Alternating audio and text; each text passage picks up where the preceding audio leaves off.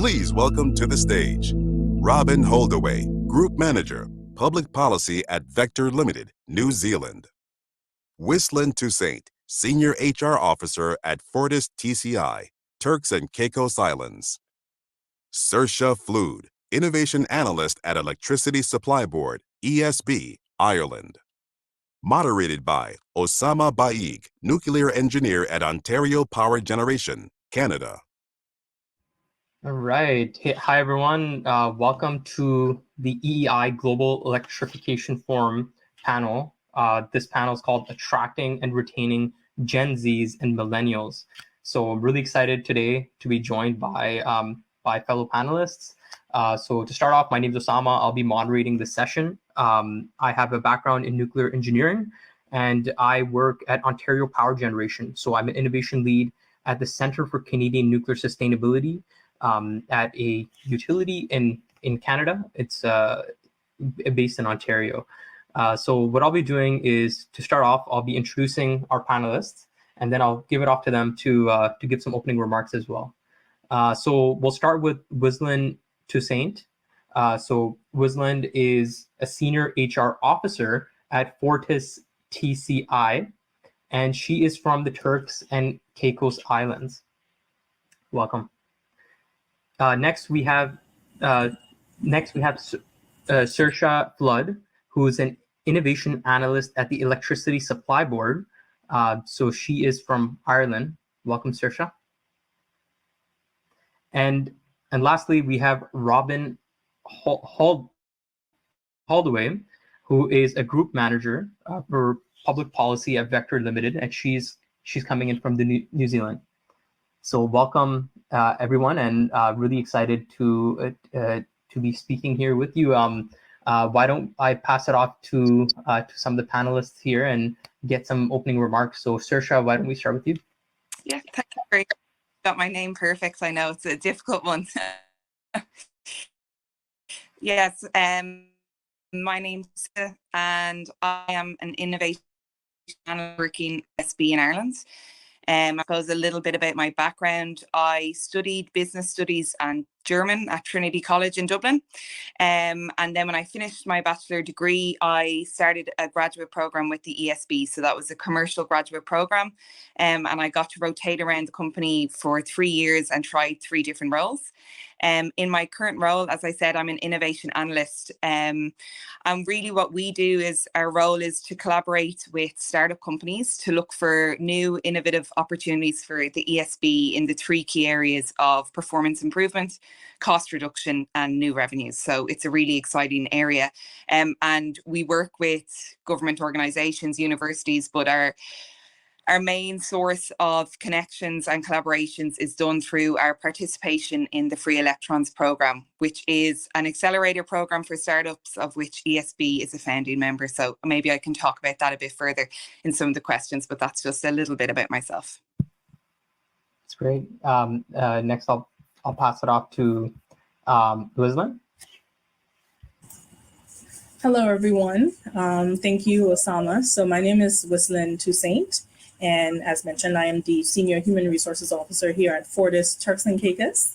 I'm so excited to be a part of this panel. So I just wanted to use this opportunity to thank EEI actually for facilitating this conversation. It's extremely important and quite timely. And I also would like to thank Fortis TCI, which is my company, just for allowing me to be a part of it. I'm extremely excited. This role is actually my introduction into the energy sector. I absolutely love it so far. It is extremely cool. I think we do a lot of amazing work here.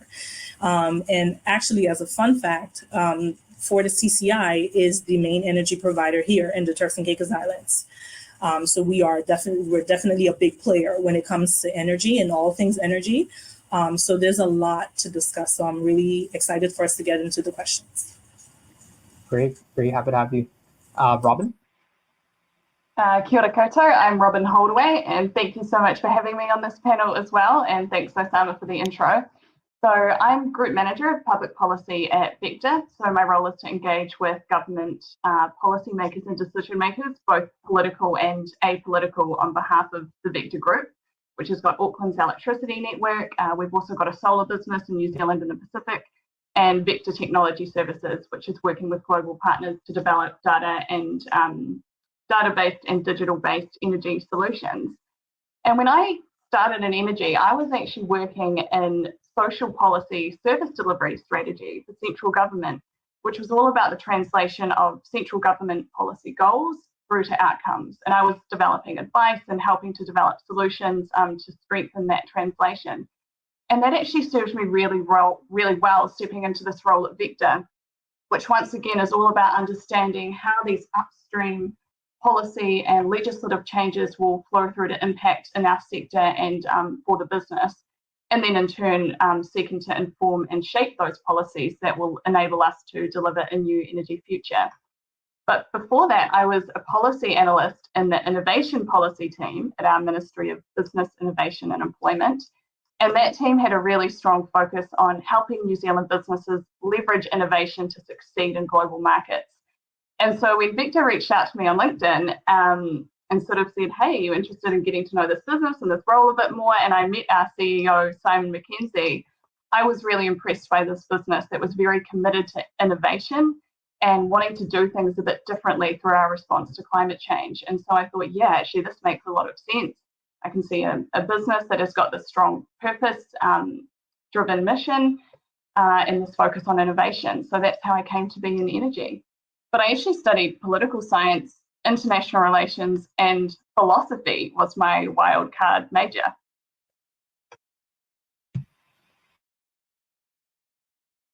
It's great to see the panelists from such diverse backgrounds and from across the world.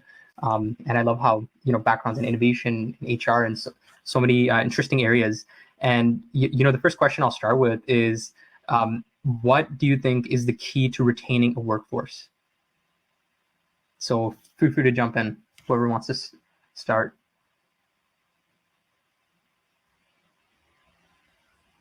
I can kick off if Sure. someone wants to jump in. I think if we're talking about Gen Z and millennials in particular, there's a lot of speak out there that, they want to hop around, they want flexibility.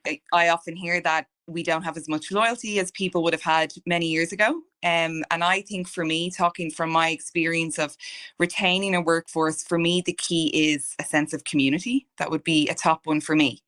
And I think there's a lot to be said for moving jobs a lot, and there's loads of learning, but it is really special when you're in a workforce and you feel part of a team and you feel that you build friendships and relationships there. And I think what's interesting is we've gone through this, and we're only on the first question, and I've already brought up the pandemic, but this time of change where we all started working from home, and I can see the difference in my own team, wider team, on that sense of community. And I think it's really important that not only utilities or companies in the energy space, but they find a way to really foster and rebuild that sense of community. That would be one. I don't know if either of the ladies agree that it's something that I think is often overlooked, and we talk about the simple, like the obvious things like good pay, good working conditions, but at the end of the day, you spend probably about 40 hours, if not more, a week at work, and it's nice to feel a sense of belonging. I suppose be interesting to see what the ladies think to that. Yeah, I agree with that completely, Saoirse. I think that desire for connection is really strong in younger generations in particular, and particularly at the moment. And I think something else is that employees really value choice and control. Mm-hmm. So in some ways, COVID opened up flexibility in a way that it wasn't opened up before, but this was in the context of unprecedented restrictiveness in the way that we lived and worked. And also this sort of blurring of the line between people's personal and work lives. And so what I'm seeing at the moment is a desire for people to take back some of that control and take back some space. But I also think, sitting underneath that desire for connection is really strong. So yeah, I agree. Most definitely. I think what many employers don't realize is that they try to decide what people want instead of actually asking them. And that is a big no, because it just becomes a waste of resources then. What I've learned just in my own experience, being a millennial myself, and then also just being in human resources, culture is extremely important. to people, and especially in our generation, because you ladies already said it, we want to belong. Community, we want a sense of community, and so creating a culture that is conducive to our growth, to our health, just creating a culture that is transparent and that people can feel comfortable in, gives you a reason to stay, gives you a reason to give your all. So if employers want to retain the workforce, they have to really explore what it is that that specific demographic actually wants, and not decide to, I guess, lean back on the traditional sense of things. Because like, I think it was Saoirse who said that the generation before us is extremely different in terms of what their needs were. So for us, we want to be heard, we want to be involved, and that's the kind of environment we thrive in. And so if we don't have that, it's very likely that we're going to go searching for that somewhere else. So that's great. I what I'm hearing is sense of connections, sense of belonging, and really like community, and that those core values, right, of connection. So it really goes to show how that intrinsic tie, right, of belonging and feeling like, oh, at work I feel as though I'm connected to a greater mission, right? So it's great that that this is definitely a core value that is coming across here. When it comes to leadership styles, I think leadership styles are really important, facilitating that connection and that environment, that company culture. So what type of leadership styles do you think that Generation Z and Millennials respond to best? it's okay. Oh, no, you go. Are you sure? Go ahead, Robin. Go ahead. Oh, thank you. Sorry. No, yeah, I think maybe our generations, we can be a little bit skeptical sometimes. And so I think leadership styles that are, too top down or hierarchical, it's unlikely to land as well. I think leadership styles that are more based on discussion, open to pivots, even hearing leaders say, willing to say, look, we got it wrong on this point. I think that our generations really, value that honesty and that vulnerability as well. And that's a lot more likely to gain buy-in than sort of top-down traditional approaches.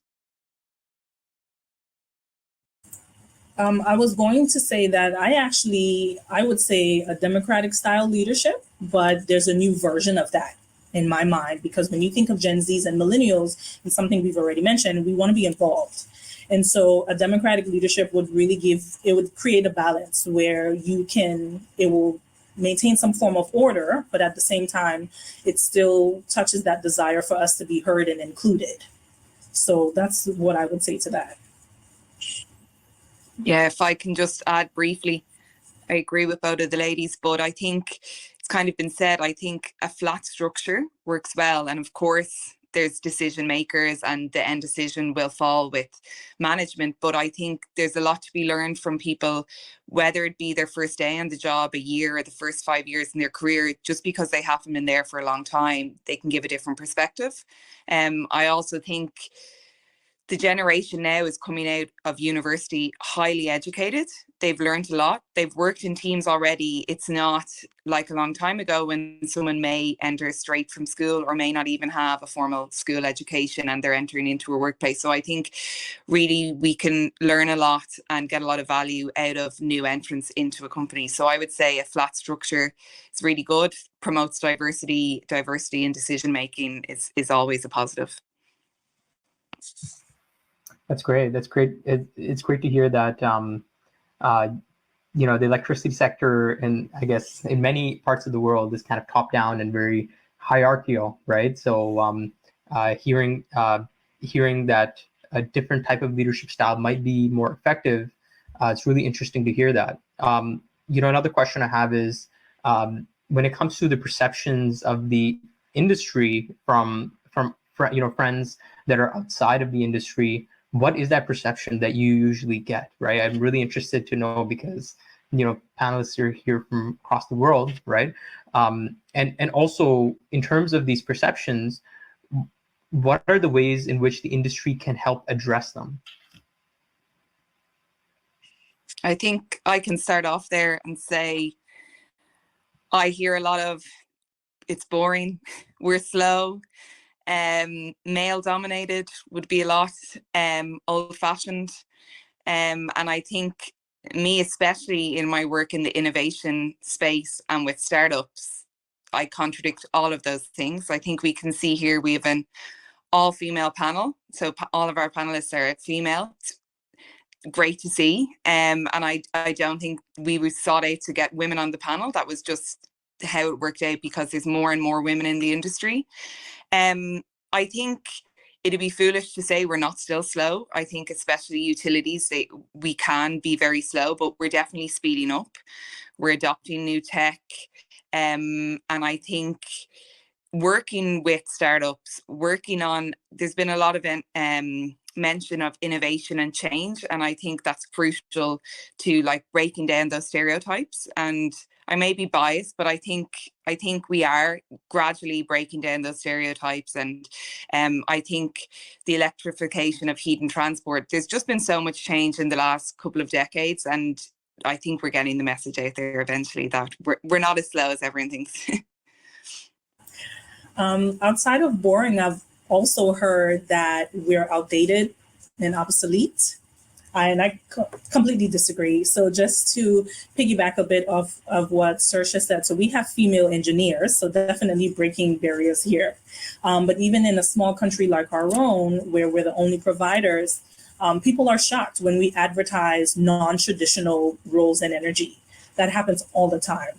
Or if they meet someone that works for Fortis TCI that is not necessarily an engineer, or they're not the traditional engineer as well, because we have so much work happening in innovation here. So whether it's our IT team, we have an actual division dedicated to innovation.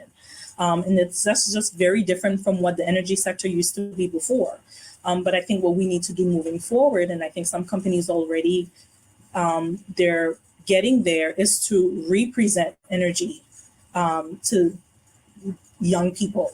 We need to show them that it's not the traditional sector that your parents or your grandparents used to work in, because millennials and Gen Z, well, Gen Z is up and coming, but millennials, they're dominating this industry right now. And the new way that we do things, that is trickling into the workspace. And I think we need to find a way to display that more and more, whether it's through our programs or just through information that we put out there. But it's definitely representing energy to the world. Yeah, I agree with both of those comments. And I think our sector, the energy sector, I think it's seen as sort of hegemonic. Like, it's always been here, it's always going to be here. And so there's this assumption that it's almost immune to change. But of course, the opposite is true right now. It's a sector that's on the cusp of massive transformation. And so I see a really interesting paradox there in terms of even for utilities, you know, the way that we're managing assets, the way that we're integrating data, the way that we're looking at different business models, and the role that new technology and innovation can play in disrupting our whole market and the way that the value chain works. It's actually on the forefront of so much change, and it's so exciting. And I think as a sector, we could maybe get a little bit better at telling our story, because it can be seen as, you know, quite complicated. So, you know, talking to the public about this or that, or like dynamic demand-based pricing, for instance, oh, that's really complicated. But it always amazes me how quickly a journalist can get to the crux of what we've decided was a really complicated issue really quickly the second it's going to impact consumers. And for dynamic demand-based pricing, you know, it's amazing how consumer groups can kind of get their head around things. For instance, I was listening to a pop culture podcast about Taylor Swift's use of dynamic-based pricing for, you know, through Ticketek, and everyone was very quickly getting clued up on exactly how these pricing structures work, what the impact is on consumers, and exactly what they felt about it. So I think that maybe we could, you know, get a little bit better at telling our story, even if we think it's complicated. Just to add to that, Robin, I think we've had in Ireland, we're feeling the effects of the war on pricing, and we've had, it seems like, a year of terrible news stories about the electricity industry.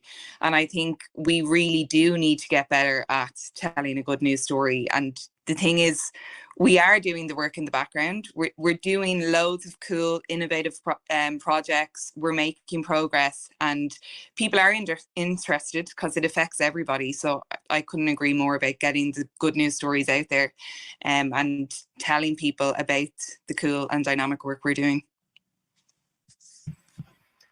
Yeah, absolutely. I think it's great that you know, that there's so much innovation and so much advancements going on in the background, but at times it's not always apparent because, you know, it's not always the first thing on the news or on TV. So I'm really glad that you all highlighted that.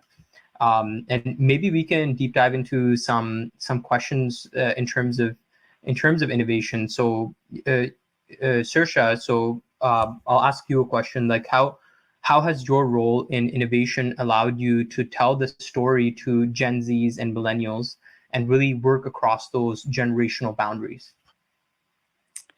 Yeah, so what's interesting about the Free Electrons program, so it's a global program, 7 utilities across the world work together. And we put out a call every year. We say, we want to work with you, bring us your solution.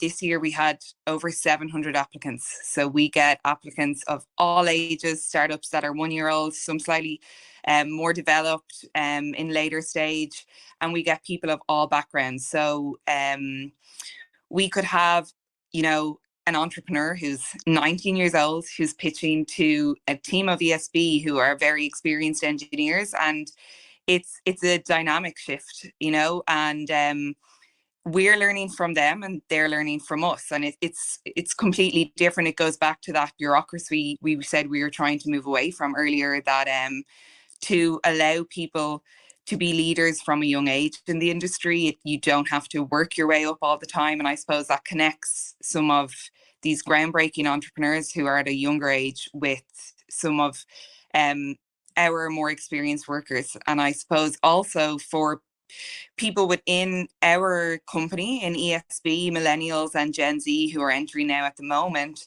I suppose it's an exciting work, and they want to hear about it. And like, from on a simple level, we often do lunch and learns where you can come and learn about the projects, and it makes people excited about their work.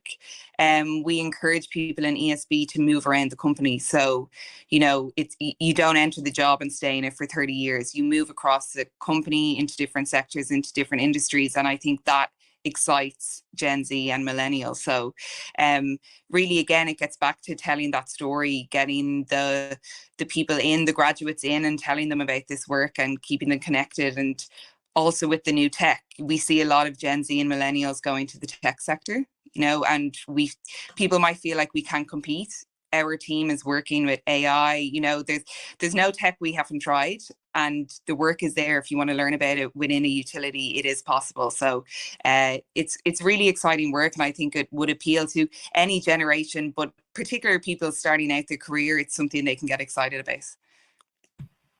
Yeah, it's great. It's great to see that that your team really promotes you know, getting that diversity of experiences, right? Mm-hmm. I think that's really important for Millennials and Gen Z. So instead of hopping around companies, they have that Exactly. flexibility to grow, right? Yeah, exactly. So you can start off, and like I said, in my first 3 years, I had 3 different roles, and I got to learn about what I was good at, what I enjoyed. I think the average time that people stay within one role in Ireland is like 2 years now. But like you said, that doesn't necessarily have to mean that you jump ship. You can move to, we have a finance, we have HR, we have, you know, trading. There, any type of career you want, you can get within the company. So I think it's a big plus. That's great. That's awesome. And you know, when it comes to recruitment, I think another question that comes up for Whistlin is, you know, what trends have you seen in terms of recruitment for the energy industry, right? Have you seen interest from non-traditional, like engineers or anyone else that are interested in entering this industry? Have you seen trends kind of change throughout the years? Absolutely. It's definitely changing because, as I mentioned before, millennials are now dominating the workforce. So what they're coming in for is very different from what we're used to. The thing is, in Turks and Caicos, and I think across the world right now too, it's going from an aging population to a younger population because of what year we're in, right? And so this is the way forward. But in terms of trends, and I smiled when you said it, Saoirse, because that's exactly what we're experiencing when people want to come in and within a year and a half, they want to move on to something else. You know, it's a great company to work for. So people want to stay here, which is great for us because we want to retain the talent, but they do want to do something else. So that's actually something we're working on developing, because like I said, we're the main energy provider here. So we don't necessarily have any close model that we can use, but it is something that we're looking at. You know what, we really don't want to lose these people. What can we do? How can these skills transfer? And millennials and Gen Z, they're probably the most educated group right now in the multi-generational workforce, which means they have a lot to offer. And so a lot of their skills, a lot of their ideas is very adaptable. So we can use them in several places. So outside of that, it's also remote work. That's another trend that's very big. And people thought, well, COVID, I would say, kind of expedited the issue. However, remote work is here to stay.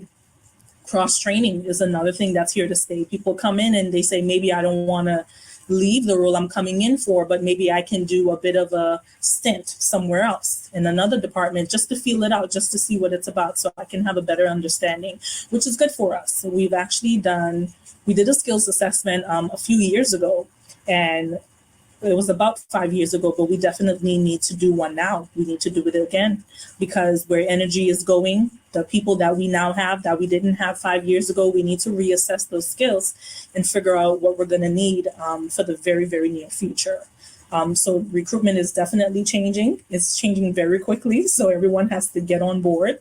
But I definitely would say it's changing for the better. I would say that recruitment is getting more exciting as well, not just for the energy sector, but for everyone. It's very different, but it's here to stay. Definitely those changes are here to stay. It's great to know that things are changing for the better. And I wonder how much of a shift that is, right? Because in the past, recruitment was kind of seen as almost like a standardized process, right? Where things are flowing like smoothly. And now you have these millennials and Gen Zers, welcome to us, right? And creating, I wouldn't say obstacles, but challenges, right? And healthy challenges.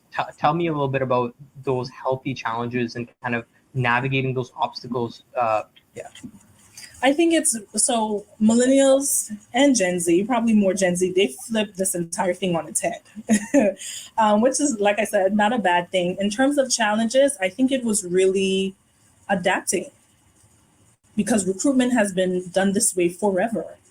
And so trying to get into this new normal, because remember, it wasn't necessarily initiated by the company, it was initiated by those on the other side of the table. So you had to first consider, okay, can this actually work for us in our current existence? So what a lot of employers, they've had to do or will have to do is really be ready to take on those changes. Because when you think about it, in the next decade or two, the workforce will probably be only filled with millennials and Gen Zs. So whatever it is that they're introducing us to now will be the new normal in the next few years. So we do need to take advantage of the opportunity while it's happening, and probably happening this slow, because there will be a time where we won't be able to keep up. The challenges have been healthy because it's changing the way we do work. And I think it's also helping us to realize that a lot of these things that maybe we thought couldn't be done can actually be done. So during the pandemic, I was working for a law firm, still in human resources, and they did not believe in remote work. They thought it was impossible. There's no way we could have done this. It was 100 odd people. This would not have worked. But the minute the country, I was in England at the time, and they were about to go into lockdown in a week. And in a week, everyone was set up to work remotely. So although their hands were forced, it happened. It was able to be done. And even then, the people that we were recruiting, again, millennials fresh out of law school, they were into remote working. So they were already bringing those changes before the pandemic actually happened. So like I said, we've set trends for the world, actually, and they're good trends. So everyone can thank us for that. We've set great trends. But the challenges are good. They're difficult. I think everything won't happen overnight, because depending on the industry that you work in, it will really take some trial and error to get it right. So we have to consider that. And especially with something as sensitive as energy, everyone is relying on us. And so we can't really do things haphazardly. So we really have to feel some of these changes out. Some of them will be easier than others, but we will have to really feel them out before I think we fully transition. Yeah, absolutely. I love that proactive approach, right? That's being taken, that, hey, listen, before rubber hits the road and it's more difficult because the pipeline is going to be saturated. Take that proactive approach, right? Robin, so as a group manager of public policy in your role, you work with governments across multiple paths to a sustainable future. So how do you think governments should prepare for these younger generations to come into the workforce? Also, are we doing enough? And also, more importantly, what is being done in New Zealand that's a bit different from other countries? Thanks, Osama. That's a great question. But before I answer, I'll just respond to a couple of comments that were made by Wislin and Saoirse. So, yeah, Wislin, I disagree completely with what you're saying about the opportunity for diversity within our sector. I've got colleagues that have been in the business for a long time, but when you talk to them, they'll say, well, my role has always been different because the demands on the business have always been different. And Saoirse, I agree with you that every sector is the tech sector, and there is such an exciting opportunity to apply technology to the energy sector in particular. So it would be great to see, I guess, more of that sort of awareness and integration happening between those two sectors. Just to answer your question, Osama, so to be honest with you, I think that we're probably not doing enough to prepare incoming sort of policy decision makers for the challenges of the future. As I mentioned, I used to be a policy advisor for central government. And I know that the first thing that you do when you're faced with a challenge is you dust off the briefing that was written in the past and you go, okay, what did we do? What were we thinking on this issue before? And I just think that approach is not going to work when we're confronted with a future that is so different from the past. So I think we need to kind of stop asking the question of what did we do before, and start asking the question of what do we need to be achieving in the future. And so it's actually quite a different starting point. One is you're starting from where do we need to be, and you're working backwards. The other starting point is where we were. And they're actually really different in terms of our, solutions development thinking and the way that we're thinking about problems. And so I guess, I think in a way, if we could sort of flip that on its head, I think that would be great in terms of better aligning decision making for the demands of the future. I think in terms of like what's happening in New Zealand that might not be happening in other jurisdictions, New Zealand is really small, which actually can be great in terms of what we were talking about before with different people undertaking different roles. It's not unusual for someone to be moving around quite a lot, working in policy in one area and then working in another area. That can be a bit of a double-edged sword for someone like me who's always trying to find the right person in government to be talking to about an issue. And I think one of the trade-offs is that you don't develop that same sort of depth of knowledge in a particular area. But I can see that at a macro level, there's a benefit as well to having, people within quite a small population having access to a greater diversity of roles. So a lot of the government stakeholders that I work with, they would have worked in the private sector for a time. So they do understand that sort of, operational reality in a way that maybe they wouldn't have if they were working in a bigger jurisdiction and they'd spent their whole lives in government or in one particular area. And I think the same is absolutely true for myself as well. So I've sort of, gone on that journey myself.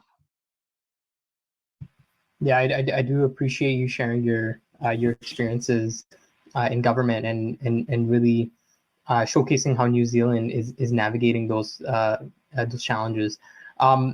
Just to, I know we're almost out of time, but I just want to ask all of you briefly, what is the future outlook and hope for young talent in this industry. So Robin, why don't we start with you? That's my hope for young talent in this industry. Yeah, what is your future outlook for hope for young talent in this industry? I think the outlook is the only certainty is change. You know, I think we're a generation that probably stands apart from other generations so far, just in terms of the pace of change that we've been exposed to. But that's only going to get more and more. I think with that, there's a lot of strength. I think that our generation can be quite resilient and adaptable. And I think we are open to, or even resigned to, the notion that our lives and our careers are unlikely to follow a controllable, predictable, linear trajectory. And so I think we're a lot more open to different pathways, and that can be a real strength in terms of the roles that we're willing to take up in our own careers, but also in the way that we can support decision making within our own organizations. So I think that that is a real strength. I think change is just going to keep coming. And I actually feel really hopeful, because another thing that I can see with our generation is maybe a sort of commitment to and a desire to be vocal about values in a way that maybe we haven't seen sort of integrated into the workforce in quite the same way before. So around diversity and everyone coming into the workplace free from bias and having the opportunity to work hard and succeed. I think that's something our generation values really strongly. We want to see it for ourselves. We want to see it for our colleagues. And I think as well, this commitment to respond to climate change in a way that's responsible for our own futures as well as for future generations. That's great. That's great. Saoirse? I just said, I think Robin covered a lot there.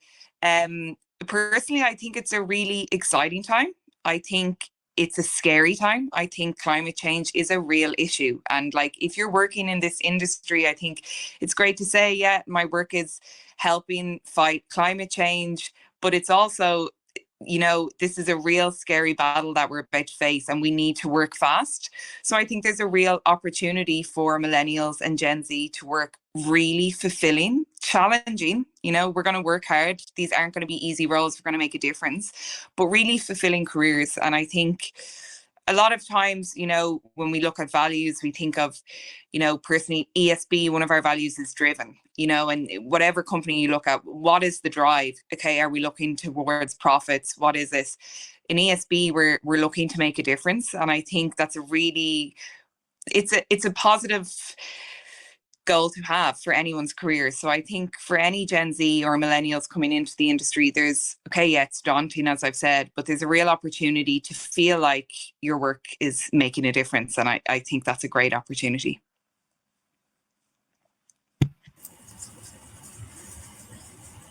Yeah, absolutely. No, definitely. You know, making that difference, making that impact, and you're right. Like climate change, it really has brought that reason to kind of excel and innovate and move forward up into the clear frontier, right? So I think it's a great way for those in the renewable sector and even for those that are in industries which are transitioning, making that transition.